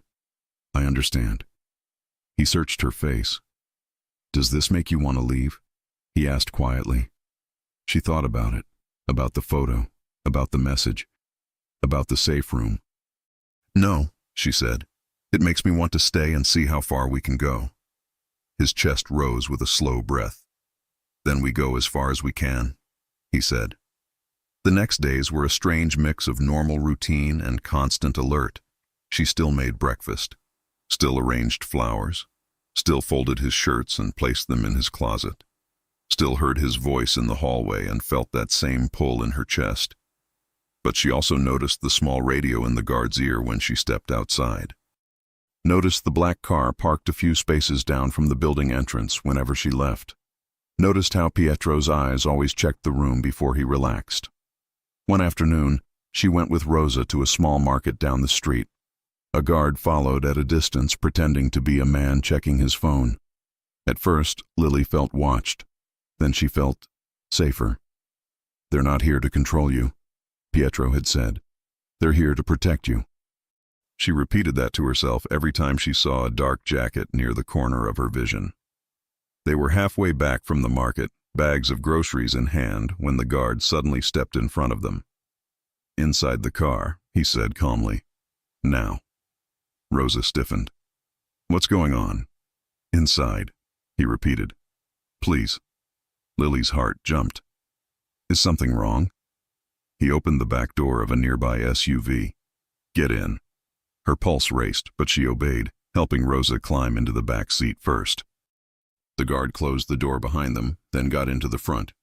The engine started. The SUV pulled away from the curb more quickly than usual. Tell us what's happening, Lily said, trying to keep her voice steady. The guard checked the mirror. There was a car parked across from the building again, he said. Same license plate as 2 days ago. 2 men inside.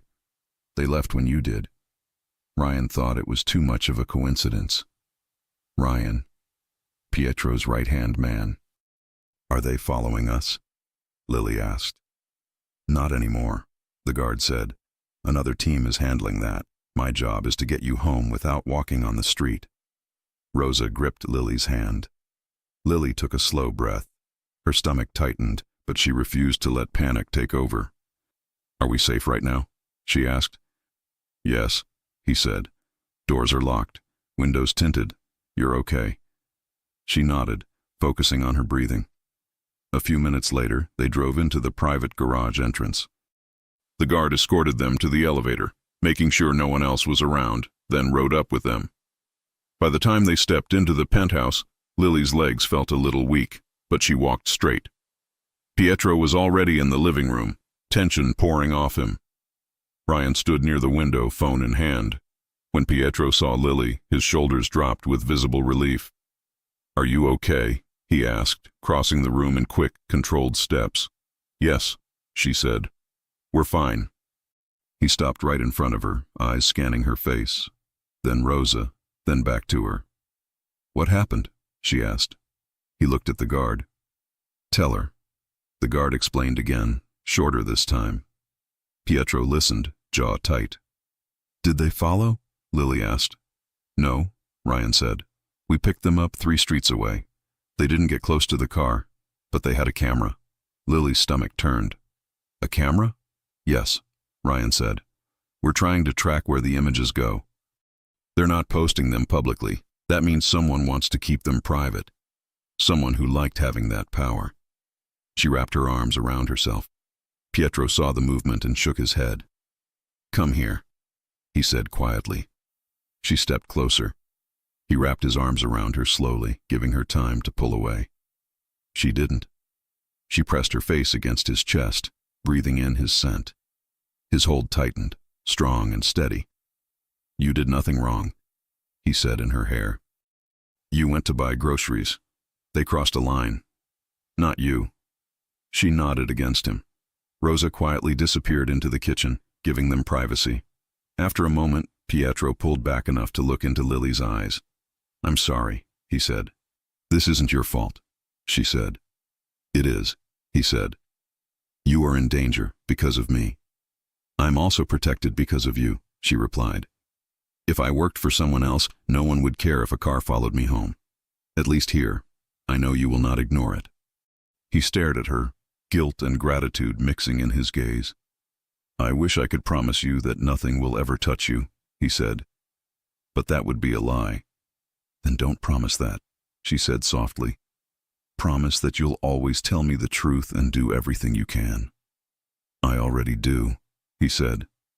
"Then I accept that," she answered. His jaw worked as he swallowed. "Come upstairs tonight," he said quietly. "After dinner. We need to decide the next steps, and He hesitated. "I don't want you alone." Her heart beat faster. "Okay," she said. Dinner was simple. Soup, bread, quiet conversation with Rosa and one of the other staff members.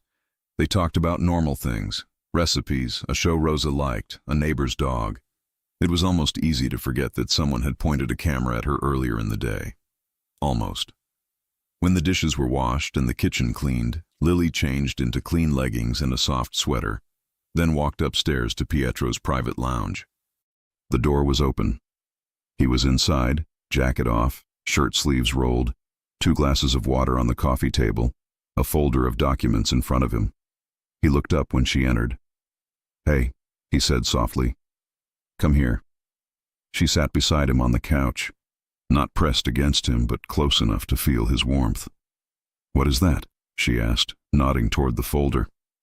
"Information on Marcus and his people," he said. "Patterns, movements, weak points." She frowned. "Are you planning something dangerous?" "I am planning something smart," he said. "Violence is the last option. I have other tools." She nodded slowly. He closed the folder and turned his body toward hers. "But tonight," he said, "I don't want to talk about them only. I want to talk about us." Her heart skipped. "Us," she repeated. "Yes," he said, "because if they are using you to get to me, then what we are, whatever we are, is already real enough for them to see." She swallowed. He reached out and took her hand gently. "Lily," he said, "I care about you. That is not new. I have tried to deny it, ignore it, bury it. It never worked. The night at the club proved that." She remembered the jealousy on his face, the anger in his voice, the humiliation in front of everyone. "I don't want to love you in that way," he said quietly, not with shouting, grabbing, fear. "I want to love you with calm, protection, patience, and respect." Her chest tightened. "You used the word," she whispered. "Love." He nodded once. "I am not asking you to say it back," he said. "I'm not asking you to know what you feel right now. I just need you to know where I stand." Her eyes stung. She squeezed his hand. "Pietro," she said, voice low. "I don't know if I'm ready to say that word yet. But I know this. I feel safer with you than without you. I feel more seen in this house than I have in my entire life. I think about you when I wake up and when I go to sleep. I want you to be okay. I want to be the one you come home to." He exhaled, relief washing over his face. "That is enough," he said. "More than enough." He let go of her hand only to cup her face with both of his, thumbs resting near her jaw. "May I?" he asked quietly. She nodded. He leaned in and kissed her. This kiss was different from the balcony. It had the same care, the same control, but there was more emotion pressed into it. Months of tension, days of fear, hours of holding back. His lips moved against hers slowly, giving her time to feel each second. She slid her hands up his chest to his shoulders, then around his neck, pulling him closer. He responded with a low sound that came from deep inside him, his hands moving back to her waist, then up her back, holding her like he never wanted to let go. He broke the kiss, only to press his forehead to hers, breathing harder than before. "You have no idea what you do to me," he said, voice rough but gentle. She smiled, a little breathless. "I have a guess," she whispered. He chuckled softly and kissed her again, shorter this time. They stayed like that for a while, kissing, talking in low voices, touching without crossing the line into anything explicit, just discovering the comfort of each other's bodies and the calm that came from being close. At one point, she rested her head on his chest. His hand moved in slow strokes along her arm. "How is your heart?" he asked quietly. "After today?" "Still beating," she said. "Stronger than I thought." "And your mind?" he asked. "Tired," she admitted, "but clear." "And your trust in me?" he asked, voice lower. She tilted her head up to look at him. "Growing," she said. "Every day." His eyes warmed. "Good," he said, "because I need your help." "With what?" she asked. He shifted slightly, reaching for his phone on the table. He opened a message and showed it to her. It was short. "We should talk. Neutral ground. Tomorrow night." Underneath, a name, Marcus. Her body tensed. "He wants a meeting," she said. "Yes," Pietro replied. "A sit-down. No weapons inside, neutral territory, witnesses." "Can you trust that?"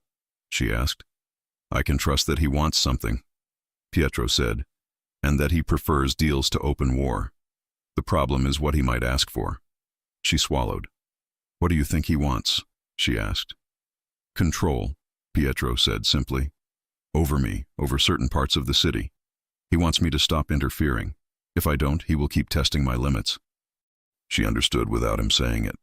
Testing his limits meant testing hers too. "What are your options?" she asked. "I can refuse the meeting," he said. "But that makes things worse. Or I can go and set my own terms." She searched his face. "What do you want to do?" she asked. His eyes met hers.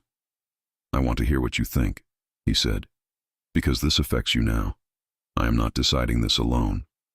No one had ever given her that kind of weight in a decision like this. It made her feel respected in a way she hadn't known she needed. She thought for a long moment, fingers playing lightly with the edge of his sleeve. "If you refuse to go," she said slowly, "he'll think you're afraid, or that you don't care what he does. That might make him more reckless." Pietro nodded once. "If you go," she continued, "you can look him in the eye and make your own lines clear. You can tell him what is off limits. You can show him you're not weak and you're not alone." He watched her carefully. "But if you go," she added, "you come back." His jaw softened. "I plan to," he said. "I'm serious," she said. "If you go, I need to know you are not agreeing to anything that puts you deeper into this life in a way you can't get out of.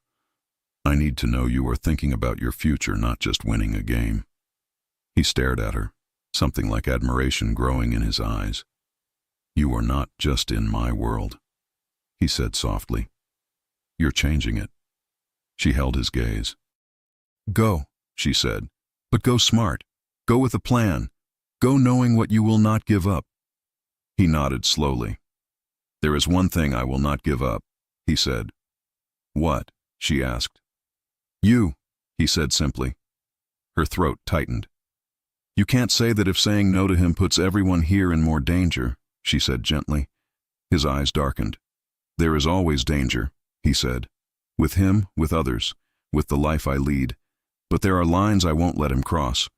You are one of them." Her heart beat faster. "Promise me something," she said. "Anything," he replied. "If you feel something is off," she said, "you walk away. You do not stay there to prove a point. Pride can wait. Your life cannot." He nodded. "I promise." She believed him. He pulled her closer, pressing a kiss to the top of her head. "Get some sleep," he said softly. "Tomorrow will be a long day." "Will you sleep?" she asked. "A little," he said. "Enough." She looked up at him, then made a choice she hadn't made before. "Stay with me," she said quietly. "Just for a while. Until I fall asleep." His eyes softened in a way that made her chest ache. "Of course," he said. They moved to the guest room she sometimes used when she stayed overnight. She changed into sleep clothes while he waited in the hallway, then let him in. He lay on top of the covers, fully dressed except for his shoes and jacket. She lay beside him, under the blanket, her head on his shoulder, his arm around her. There was nothing rushed or urgent, just warmth, breathing, the steady beat of his heart under her ear. "Is this okay?" he asked. "Yes," she murmured. "More than okay." His hand traced slow, soothing lines along her arm. "You're safe," he whispered. "Right here, right now, you're safe." Her body slowly relaxed against him. "Pietro?" she mumbled, already half asleep. "Yes?" "Come back to me tomorrow," she said. He pressed his lips to her hair. "I will," he said. "I promise." Sleep pulled her under. He stayed awake a little longer, watching her face, memorizing the calm there, before finally closing his eyes. The next day, he would walk into a room with a man who liked games and threats. The next day, he would decide how far he was willing to go to keep his world under control. And the next day, Lily would wait in a penthouse full of guards and cameras, holding on to a simple, heavy question. When Pietro sat across from Marcus and heard his terms, would love and protection be enough to keep both their worlds from breaking? Lily woke with her cheek resting against Pietro's chest. For one long, slow moment, she forgot about danger, photos, meetings, or Marcus. She only felt Pietro's warmth, the steady rise and fall of his breathing, and the quiet safety she had never known before him. When she shifted slightly, his arm tightened around her. "You're awake?" he murmured, voice still rough with sleep. She looked up. "Yes." His eyes opened slowly, focusing on her face with a softness she felt all the way down to her chest. "Good," he whispered. "I like waking up like this." She smiled. "Me too." He pressed a gentle kiss to her forehead before sitting up, letting the cool morning air break the warmth between them. "I have the meeting tonight," he said. "But until then, I'm here." Something in his voice was steadier than last night. Not reckless, not fearful, just determined. "What time?" Lily asked. 8, he said. "Neutral location. No weapons allowed." A small flutter of worry passed through her. "Will you be safe?" "I'll be safe," he said simply. "And I'm coming back to you." The certainty in his tone settled her nerves. "You should eat," she said, "and maybe try to rest before tonight." He brushed a strand of hair behind her ear. "I rest better when you're here," he said. Her heart skipped. Before she could answer, his phone buzzed on the nightstand. He checked it, frowned, then showed her. It was a message from Ryan. "Everything is ready. We'll be close." Pietro nodded once, then placed the phone down. "Don't worry," he told her. "I'm prepared." "You promise you won't go alone?" she asked quietly. "I promise," he said. "Ryan and 2 others will be nearby. They won't enter the meeting, but they'll be close enough to hear anything if something goes wrong." "And you?" she asked. He leaned forward and kissed her gently. "I'll be smarter than I've ever been," he said, "because I have something to come home to now." Her chest warmed instantly. "Okay," she breathed. "Then I trust you." He exhaled with relief. "That means everything to me." The day moved slowly. Lily couldn't focus on polishing silverware or arranging the kitchen or folding laundry. Every time she passed a window, she wondered where he would sit, what Marcus would look like, what words would be exchanged. At lunchtime, Pietro found her in the kitchen, pretending the fruit bowl needed reorganizing for the 4th time. "Hey," he said softly. She turned to him, trying not to look nervous. "I finished my calls early," he said. "Do you want to take a walk? Just upstairs. Rooftop garden, quiet. No one else there." She nodded. He took her hand, not possessive, just gentle, and led her to the rooftop terrace. The air was cooler up there, the city smaller from such height.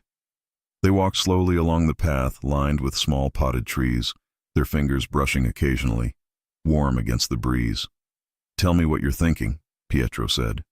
She looked up at him. "I'm thinking I don't want anything bad to happen to you tonight." He stopped walking. Gently he turned her to face him.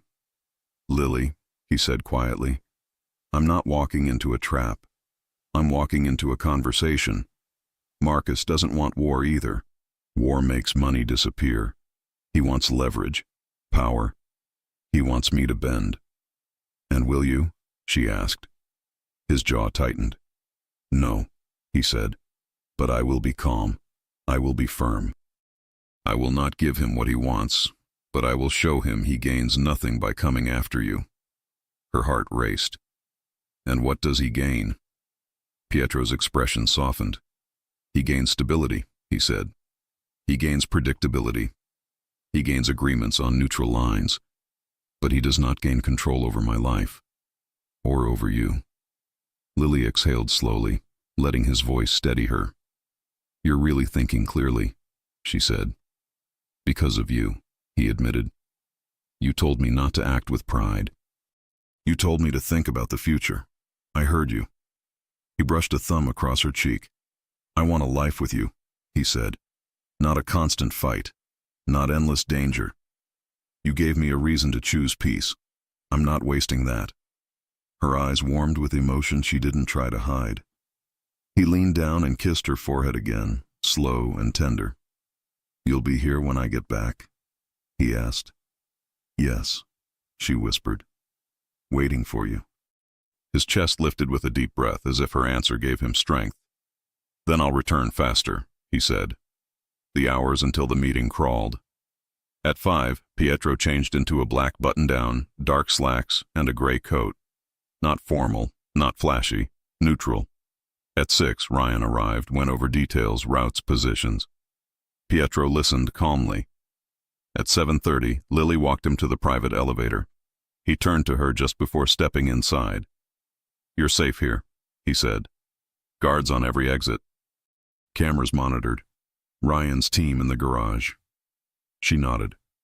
You'll be safe too, she said. Because you promised. He stepped closer. I don't break promises I make to you, he said. He touched her cheek, leaned in, and kissed her gently, slowly, as if memorizing her before he left. When he pulled back, he pressed his forehead to hers. I'm coming back, he whispered. This isn't a goodbye. It's just a meeting. She whispered back, come home to me. He kissed her once more and stepped into the elevator. She watched the doors close. And then she waited. The minutes felt long. The hour felt longer. She paced the living room. She sat on the couch. She stood at the window. She made tea and didn't drink it. She checked her phone even though she had no messages. Rosa tried to distract her with stories from her childhood. One of the guards brought her a bottle of water and reassured her nothing unusual had been reported. But her heart didn't calm until she heard the elevator ding. She turned sharply. The doors opened. Pietro stepped out. Whole. Safe. Calm. Her breath rushed out of her body so fast she felt dizzy. He closed the distance between them in a dozen long strides. Before she could speak, he wrapped his arms around her and held her tight, his face pressed to her shoulder. I'm here, he murmured. I'm home. She hugged him back just as tightly, feeling his warmth, smelling the faint scent of cold night air on his coat. I was so scared, she whispered. His hold tightened. I know, I'm sorry. But I'm safe. We're both safe. She leaned back just enough to see his face. What happened? She asked. He cupped her cheeks gently. Marcus wanted influence, he said. I told him no. He wanted me to back off certain areas. I told him we negotiate through legal channels, not threats. And he listened? She asked. To most of it, he said. Enough to walk away without pushing for more. She frowned slightly. How did you convince him? Pietro's expression softened. I told him that if he wanted peace, he couldn't involve innocent people. I made it very clear that you were off limits, that touching you would be seen as touching me. Her breath caught. And? She whispered. And he agreed. Pietro said, he doesn't want a war. He just wants lines. I set them. He accepted. She let out a shaky breath. So, it's over? No, he said honestly. Not forever. But for now, yes. He won't touch you. He won't follow you. He won't send messages. Her body loosened, relief washing through her like warmth. And you? She asked softly. Are you okay? He smiled, a real slow smile. I'm better now, he said. Because you're here. He kissed her then. Not rushed, not worried. A real kiss, deep, warm, steady, full of every emotion he had been holding inside all day. She melted into him, her hands sliding up to his face, his arms wrapping around her like he needed the closeness to breathe. When the kiss finally broke, he rested his forehead on hers. Lily, he whispered, I want a future with you. Her breath trembled. I want that too, she whispered back. His eyes softened even more. I don't want you to be my maid anymore, he said. She blinked. You're firing me? He laughed softly. No, I'm promoting you. She stared. To what? She asked. He took her hands in his. To the woman who shares my home, he said. My life, my mornings, my nights. She swallowed, emotion thick in her throat. Are you asking? She whispered. I'm asking, he said, if you want to move from the staff room upstairs to my room. A soft gasp escaped her. You want me to live with you? She asked. I want you beside me, he said quietly. Not as someone who works for me, as someone I love. Her heart flipped completely. She didn't hesitate. Yes, she whispered. I want that. His relief showed in his entire body. He kissed her again, slower, sweeter, as if sealing the promise between them. They stayed like that for a while, wrapped in each other, holding on to the calm after the storm. When they finally pulled apart, he took her hand. Come on, he said softly. Let's go upstairs. Why? She asked with a teasing smile. He lifted their linked hands. Because you're moving rooms tonight. Her cheeks warmed with joy. They walked together to the master suite, not with fear, not with uncertainty, but with the beautiful weight of a choice they both made. He opened the door for her. Welcome home, he said. She stepped inside, and for the first time, it truly felt like hers. They spent the night talking, laughing, lying together in the quiet glow of the bedroom lamp. He held her close, her head on his chest, his hand tracing soft lines along her arm. No rush, no pressure, just warmth and certainty. Before sleep claimed them, he whispered, You're my peace. She whispered back, You're my safe place. And they fell asleep holding each other, the city lights below blinking like distant stars. 2 weeks later, the danger had faded. The guards relaxed. Marcus stayed quiet. Lily and Pietro found a rhythm, kissing in the kitchen, sharing breakfasts, walking on the rooftop at night, planning real things, tender things, future things. One morning, Lily made coffee in her personalized mug.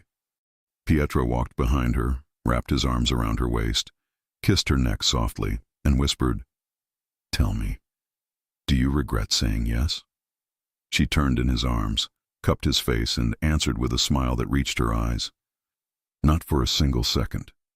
He kissed her, warm, slow, full of love, and the two of them stayed like that, wrapped in each other, the whole world outside finally quiet. Their love story, born from jealousy and danger, had become exactly what neither of them expected. Something soft, something steady, something real, and beautifully theirs. If you enjoy stories like this, take a moment to subscribe to the channel. That's how I'll know you truly liked it. Even if you're watching on your TV, grab a second to join this family of fans who love emotional and heartfelt stories. Your support means everything, and it helps us bring you even more tales like this one.